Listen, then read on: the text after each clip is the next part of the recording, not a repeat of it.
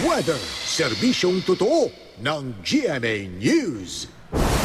Lumakas pa ang bagyong Paeng habang nasa Philippine Area of Responsibility. Alamin po natin ang latest mula sa ating resident meteorologist na si Ginoong Nathaniel Cruz. Mang Tani.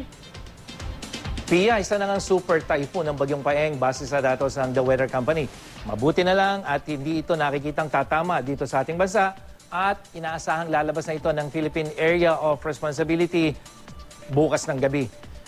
At huling namataan ang mata ng bagyong Paeng dyan sa layong 1,160 kilometers sa may silangan ng Apari, Cagayan. At taglay nito ang lakas ng hangin. Aabot na sa 205 kilometers per hour malapit sa gitna at may bugsong nasa 240 kilometers per hour.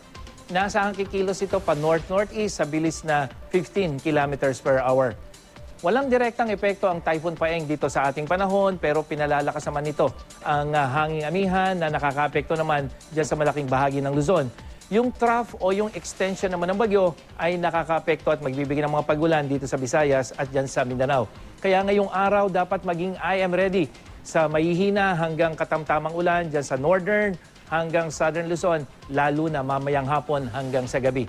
Sa Metro Manila, magiging makulimlim at posible ang pagtaas o ang tsansa ng ulan mula hapon, lalo na pagdating sa gabi. Sa Visayas, may mahinang ulan na posibleng maranasan, posible rin ang thunderstorm, lalong-lalo na dito sa may central at western section. May pagulan at thunderstorm ding asahan sa malaking bahagi ng Mindanao, dyan sa may Zamboanga Peninsula, rehiyon ng ARMM at dyan sa Soxargen.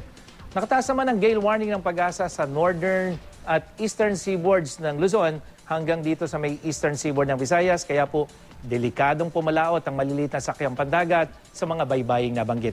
Yan ang latest mula sa GMA Weather. Ako po si Nathaniel Cruz. Magplano para sigurado. I am ready. Serbisyong totoo ng GMA News. Maraming salamat, Mang Tani.